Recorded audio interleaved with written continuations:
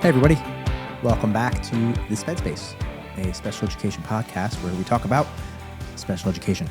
Good to have you back. My name is Nick, and I'm here just with myself, getting this thing going again. Please pardon if you're watching the video. I'm putting these up on YouTube now. You can check us out. It's on the Greenwich Special Education Advocates channel. Maybe I'll make a Sped Space channel at some point. I don't know, but for now, if you just type in Sped Space on, well, you might have to look for it a little bit, but until it gets more popular. But our episodes are on YouTube now if you want to check them out there. And visually, I am wearing just a black workout shirt. Typically, I like to put on a collared shirt for this podcast to look a little bit more professional. But I was just actually getting a gym set up that I'm opening, which is pretty cool. So I wanted to get this done. It's the week of Christmas. So if you celebrate, Merry Christmas. Otherwise, Happy Holidays, or just whatever you do in this time of year. But it's a little hectic out there, so I wanted to get an episode recorded so I can get it out tomorrow. I'm recording this on a Monday. It's coming out tomorrow morning on a Tuesday. And I just wanted to discuss kind of a quick topic. So this is a quick one this week. We'll see if it's actually quick. We'll see how long I actually speak for. But, before you go too long into this episode, give us a like on YouTube or subscribe, or if you're on Spotify, Apple, or wherever you get your podcast, leave a review. If you happen to enjoy it, it helps us out. Please feel free to share this. Let's jump in. So I had a meeting last week, and I don't want to give too much information because I got to be careful about clients, but actually it wasn't even last week. It was just recently. And we've been trying to get the student outplaced for a while. We're coming up on a year now. So, if you're out there trying to get a service for your child or an outplacement or whatever it is, it can be difficult, even with someone like myself that knows what I'm doing. I don't have a 100% success rate. It's hard, right? That's a weird way of putting it, 100% success rate. I don't have a 100% get what we asked for when we came in, right? So we had partial success. We were winning here and there. Again, that's such a weird, I got to think of a different term. Winning's not the right word for it, but going our way anyways. I don't like to think of winning, but it's what the child should be receiving, what's appropriate, right? It's not really like winning. It's like, this is appropriate. This is what you should be getting. And, I started with this person, almost a year ago. So it's been a lot. And we were finally able to get an outplacement for the student. And it came down to the prior written notice, which is what I want to talk about today. And to kind of explain what this is. It's a really important document that I think a lot of people don't realize how important it is. I would argue it's just as important as the IEP. Maybe not immediately. Maybe not for not immediately. Maybe not for the length of an IEP or length of special education, but when you're trying to figure out what was discussed at the meeting and what was agreed upon, the prior written notice is really important. So I'll explain prior written notice. We'll read the law and kind of dissect it together so you can understand it, because this document is really important. And this is the document that ultimately got us the quote unquote win, or got the child the appropriate education, is because I held the district accountable when it came to this document. Okay. So the prior written notice comes after a meeting, and it's super annoying that it's called a prior written notice, but it comes after you have a meeting and basically sums up all of the proposed actions that were agreed upon and were refused.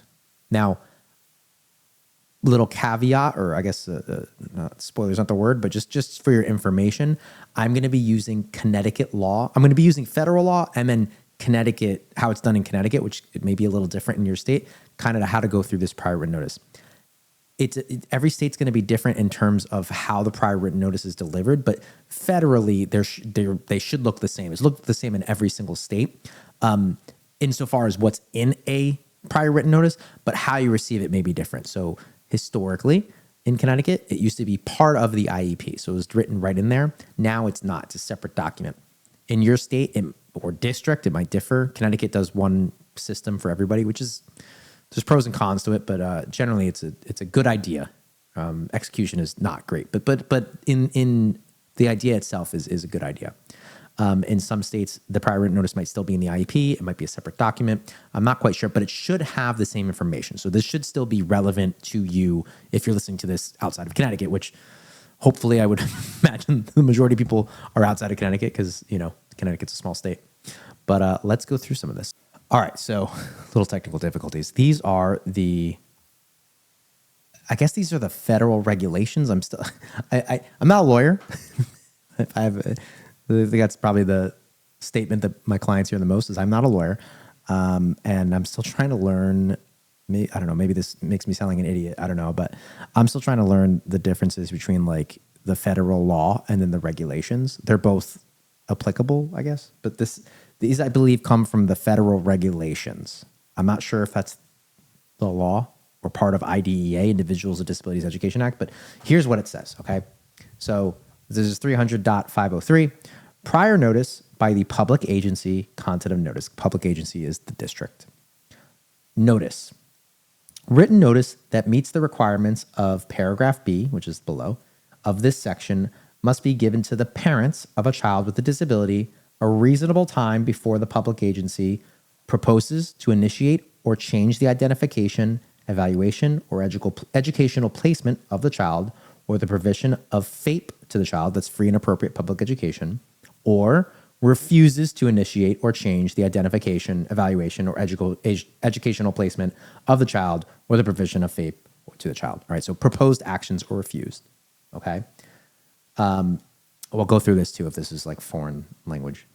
Content of notice. So what needs to be in the prior written notice?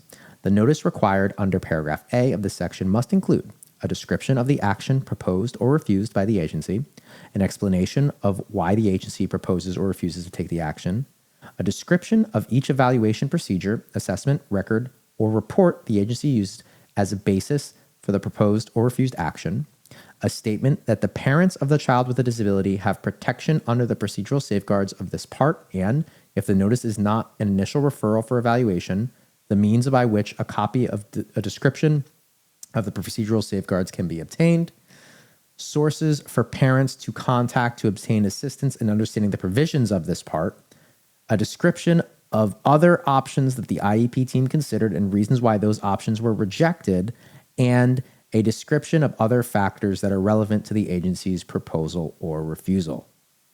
And the last one is notice in understandable language. So it needs to be written in understandable language to the general public. I'm not going to go through all this. And it needs to be native to the parent, or they need to get it translated. Okay. Also really important, but really the first two sections of what we're focusing on today. Obviously, maybe not obviously, but you should be able to understand it, right? And if you don't, it needs to be in your language, or it needs to be written in a way that you do understand it. It needs to be for the general public, okay? It should be not filled with a bunch of acronyms and abbreviations and things that we don't understand. All right, so let's back this up a little bit. The first part, proposes to initiate or change or refuses to initiate or change the identification, evaluation, or educational placement of the child or the provision of free and appropriate education to the child. So basically what that means is anytime you're making any kind of change to the IEP or to the program or anything, there should be a prior written notice that goes with that. It's as simple as that, okay? And then what is in the prior written notice, and we'll get into more detail about these sections in a bit, but just to kind of explain.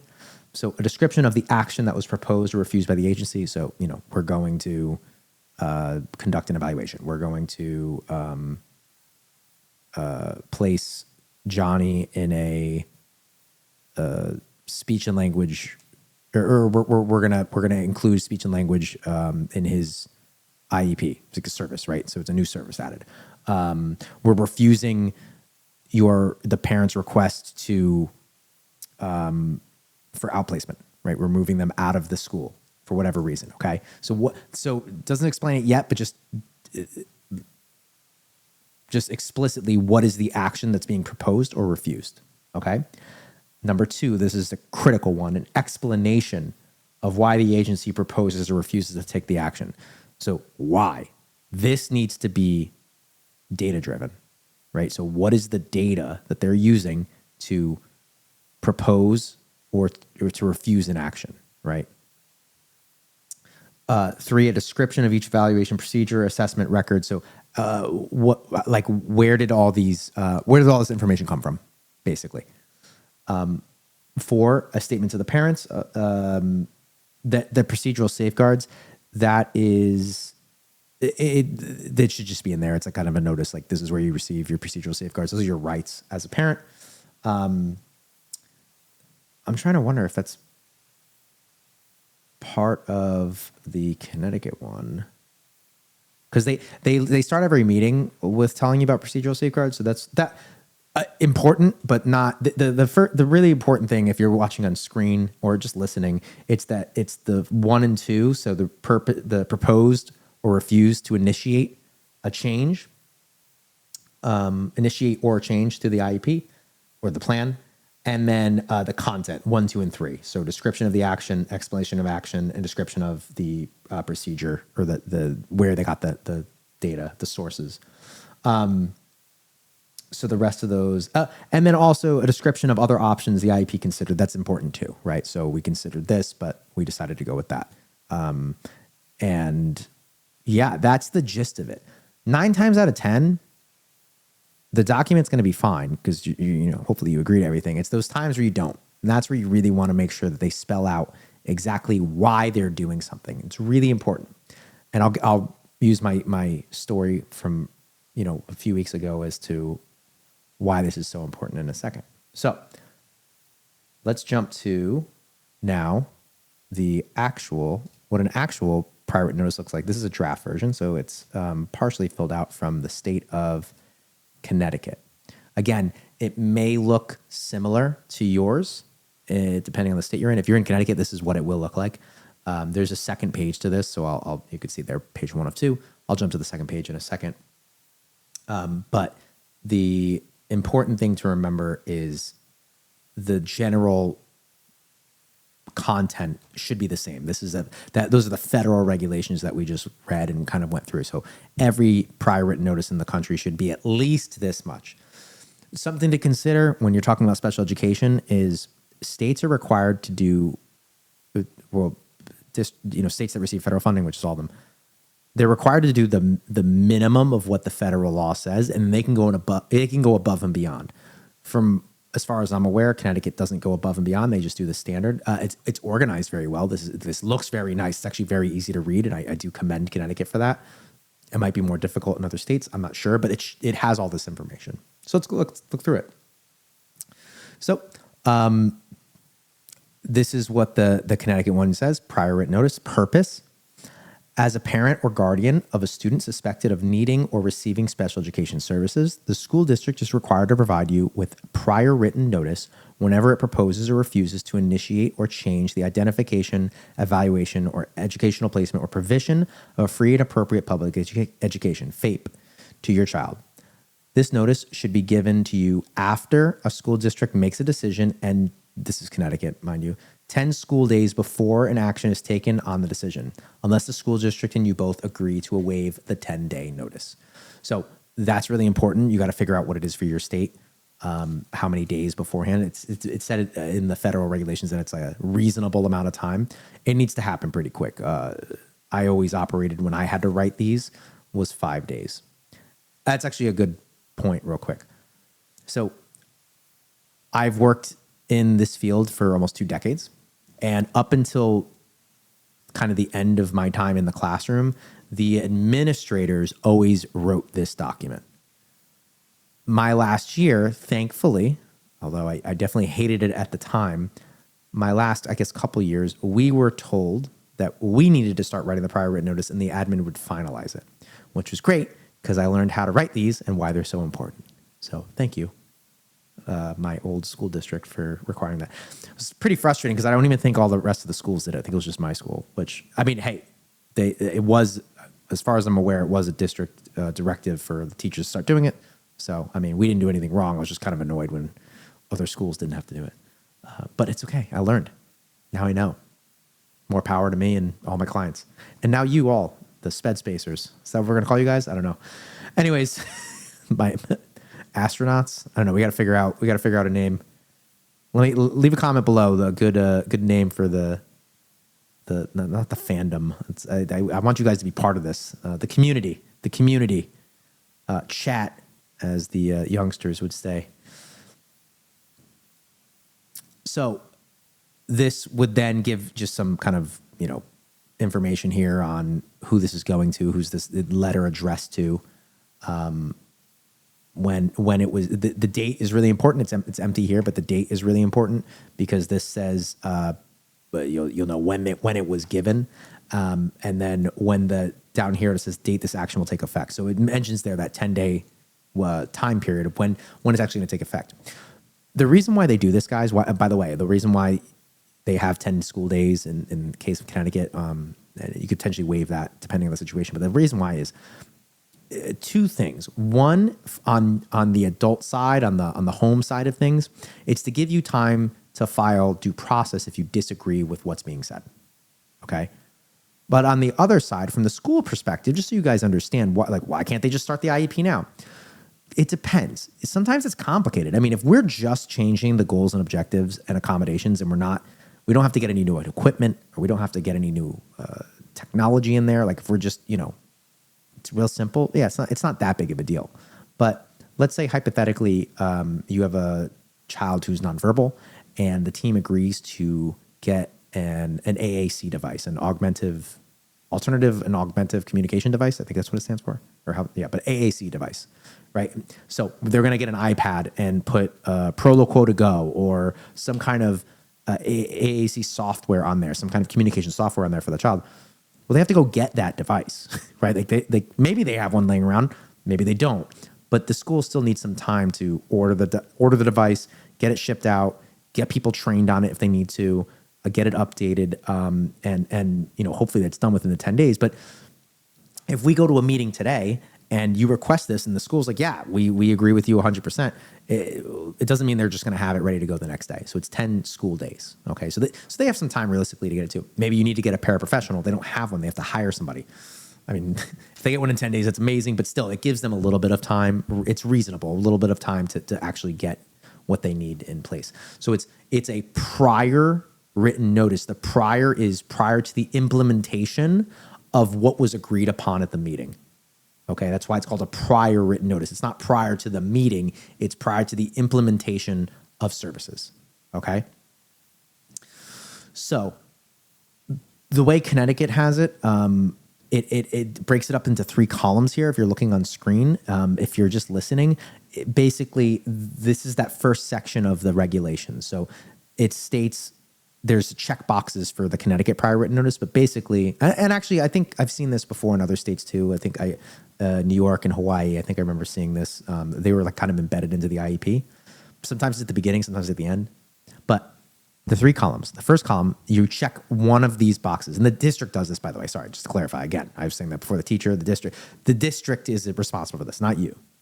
So, well, not you if you're a parent, right? If you're an educator listening, let me know. I'd love to communicate with you guys a little bit more. But the district's the one filling this out.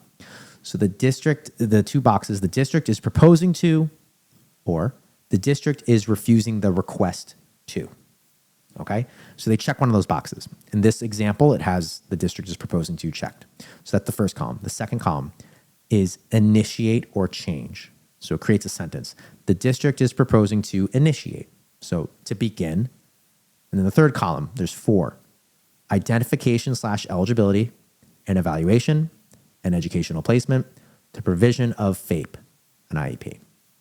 So what this means is there are essentially 4 categories here that the district can propose or refuse an action, right? And then you can initiate or change an area, and then whatever it is here. You can have multiple prior written notices in a meeting, right? So you could agree to everything in one part, but then disagree in others. You could just agree to everything, but there just might be multiple things that are happening, such as like an initial evaluation. So the first time they are getting an IEP, they would say the district is proposing to initiate identification / eligibility, and you would get an entire prior written notice that explains that. And then you get a second one that says the district is proposing to initiate the provision of FAPE and IEP, and you get a whole evaluation for that, or a whole thing for that. Okay. You might even get a third one if that child needs to go into a separate kind of program or classroom. The district is proposing to initiate an educational placement, right? So that, or change an educational placement in this case, potentially. I don't know. That would be, I'd have to think about that. But you could get a bunch in a meeting. I've seen upwards of like 4 or 5 prior written notices in a meeting because like specific actions were being refused, right? So it can add up, right? But it's important, okay? Now we go down to the descriptions and the reasons, okay? So description or reason of the proposed or refused action. So there would just simply be, district is proposing to blah. District is refusing to blah. Parent requested blah, right? Whatever it is. Then the next one, this is the one where the really important, this is all important, but this is where I was able to basically change the mind of the district. And I say that I don't say that lightly. I like to be very reserved when I think I'm the one that made a change or did something, because you can't really, you don't really ever know what's in someone's mind unless they speak it. And even then it's not always, an accurate representation of what they're truly feeling on the inside, right? So I'm always very cautious about how I take credit for things. But in this case, the conversation the district was refusing. So they were refusing to say it. And I pulled up the prior written notice and I said, okay, well, what is your reasoning for this? This section right here. What is the reason? What is the data? And they said, we're refusing because of this. I'm like, I understand, but you have to provide a reason. I provided a reason to you why I think this child should be outplaced, right? They're regressing in behavior. They've made no progress over several years. They've mastered only one goal over several years, right? So I gave a bunch of different examples and provided their data, right? I provided their data to them. I was like, those are my reasons. That's my justification. What is your justification? And you have to write it in here. So you can say right in the meeting, you can do the prior written notice in the meeting. When you're done at the end of the meeting, when the admin's doing the summary, that's essentially what they're doing is the prior written notice. So you can say, what is the district proposing? What is the district refusing? Please justify your reasoning. And so I said, okay, I gave you all this information. I'm giving you the data. I'm giving you your data. This isn't even anything I took. This is the district's data. What is the reason that you're refusing to take action? What is your refusal? I'm giving you all this data. What data are you referring to show that you guys are going to be able to do the things that you're saying you're going to be able to do when I have historical data of 3 years of you not being able to do the things that you're going to say you're going to do? And the person threw it out to the room, and it was kind of funny because like no one spoke, and I thought I was virtual, and I thought my like sound stopped working, and I was like, I'm sorry guys, I'm not hearing anything. Like it was like a 10-second, and I'm like, sorry guys, I think something happened with the mic, I can't hear anything. And they all started laughing because they're like, no one's talking, and they changed their mind. They said, you know what, then we have to recommend outplacement. It was a great feeling, and I realized, I mean, I kind of knew how important the prior written notice was, but I never used it quite like that. I never like pulled it out and made the team spell out their justification before. And I realized, oh, that's powerful. That is something that needs to be done a lot more. Okay. Now it's not to make it sound like more complicated than it is. I mean, there's a lot of nuance to it. There's a lot of finesse to this, right? But this worked in this case, and I know that I can definitely use it in the future, and I think you guys definitely can too. All right. So moving on from that now, that changed their mind. So that's why I say I don't say this lightly, like that I changed someone's mind or changed the district mind. I definitively, that was like 100%. Very cool. It was a cool feeling because they were refusal. We were going to fill out a refusal, and then they eventually filled out a proposed, right? We're going to propose this now. So that's their justification. The next one is, where did they get the data? That's important too, right? Because if they're claiming the sources of data, well, what's the source of the data now, right? So maybe they make a claim, and now you have to say, okay, well, where did you get that data? So this holds them accountable. What are you proposing? Why are you proposing it? Where did you get the data for it? Okay. And if they can't fill this out, I mean, again, make them spell it out. If they can't fill this out, then you need to like write that down. You guys are unable to fill this out. You're just saying it, right? Like they're not going to, right? Then next box, the date this will take action. So again, that should be 10 days after the meeting, not whenever you receive the prior written notice. So you should absolutely not be receiving. I've seen this happen too. People receive prior written notices after the implementation date even, which is horrible. Now, I'm not one of those advocates that immediately goes and like files a complaint because some paperwork was out of compliance, which I could, but I would be doing that all day, every day, right? There's always mistakes. So if everything was agreed upon and there's not a big issue and the child's receiving the services, okay, like guys, you didn't send this out in time. Please make sure you do it right in the future, because the parent has a right to receive this. However, we recognize that you're doing what's best by the child, and there's no harm here, so we're all good. But just in the future, make sure you get it out. There are times where it doesn't come out, and there is a massive problem, and you file a complaint or whatever, because this is a very important document. Other options the PPT considered and rejected. So what was considered. This one has instruction in the general education environment with supplementary aids and services checked. And then the reason for rejecting the student would not receive an appropriate program in the least restrictive environment. That's really important too. But usually no other options were considered or rejected, is typically what's put in there as kind of, if everything's going fine.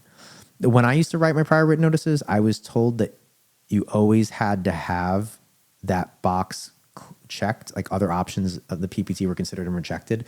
So it was frustrating because like we'd have to like not make it up, but basically do the opposite of what we all agreed upon, and then say like we didn't agree upon it because it wouldn't be appropriate. It was weird. It was very weird, but it was helpful for me to start understanding how to like play, or not manipulate's not the right word, but play around with this whole document. And then there is one more page. And so the second page of this, not much else, but other factors that were relevant to this action. There are no other factors that are relevant to this PPT decision. There's a checkbox, or other is another option. And then this one just notes that the parents have the right to due process if they don't agree to this. This notice is supposed to be provided in the native language. So I guess, yes, it was referring to the regulations that were on here before. And then how it was provided to the parent. This notice was provided to the parent at the PPT meeting, which is an option. This could be hand-delivered, mailed, sent electronically through the parent portal, emailed. So in Connecticut, it's sent electronically, just so you are aware. It's in CT's heads. For the rest of the country, again, if it's in the IEP, you'll get it with the IEP. If it's... that makes sense now that I think about that. So the IEP had to go out in a certain amount of time because the parents needed to review the prior written notice, which was attached to the IEP. So, okay, that makes sense. Anyway, that is the prior written notice. Anything else?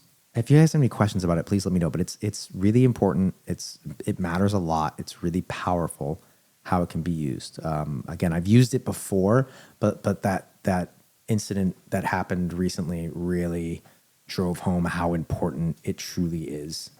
And I'm sure as I use that strategy more in meetings, that's as needed, I'll have more insights on how to do it appropriately. But I just, I thought this is a cool topic. Maybe, I think it is. I think it's really important. And this is something that you guys can use right away in your meetings. Let me take this off the screen. So yeah, play with it. Go check them out. Go read them. See if you kind of see what I'm talking about. See how it's different from yours if you're in a different state or a different district. And yeah, otherwise, I'm going to get going. I hope you guys all have a happy holidays and a happy new year. I should be able to release an episode next week. I definitely want to grow and get some more people on here again. But for the meantime, I just want to get these out. It helps me talk a little bit. It's good to talk about what's going on. I've had a lot of practice this year. I'll do a reflection of the year next week, but just super, super thankful for how many clients and how much my business has grown. And what that's done is allowed me to get a lot more practice and opportunity being in these meetings and just understand this process even that much more, right? So just getting more and more experience. The cool thing about special education, and not to be, this isn't like a political correct PC thing, but genuinely, every case is unique. So there's a lot to learn from every single case, which is cool, I think, because it keeps the experience unique and fresh from someone who's working in the field like myself. And it also, I think, helps parents understand that truly this is a complicated process, that it's really hard to get general advice aside from things like this. Like this is how a prior written notice can work, but your situation is going to be different than anyone else's, right? So I can't go into like specifics, but I can say, I referred to data. I did this, I did that. Those are things that you can do in general for your kid, right? That's universal. But then when you get into the nitty gritty on each individual student, each individual child, it truly is unique, their needs, right? There's no two kids alike. There are common patterns and things that we can do, if your child is struggling in reading or writing, or in this, in decoding specifically, or in multi-step equations or whatever, right? We can kind of pinpoint it and give general ideas, but like no one's going to be exactly the same, right? No one's going to struggle exactly in the same way, which is cool. Everything's different. And so I've had a lot of opportunities to explore different situations, and I'm very thankful for that. So yeah, shout out to all my clients. Anyways, leave a comment below if you liked the show. I think I asked a couple questions in there. Let me know your comfortability with a prior written notice. Let me know if you even enjoyed this episode. If you want me to break down other kind of aspects of the IEP process, special education process, and kind of go from there. All right, guys, please give us a like, subscribe to the channel, listen, follow us on Spotify, Apple, or wherever you receive your podcasts. And yeah, have a wonderful day. Happy holidays. I'll save Happy New Year for next week. And yeah, thank you guys. Bye.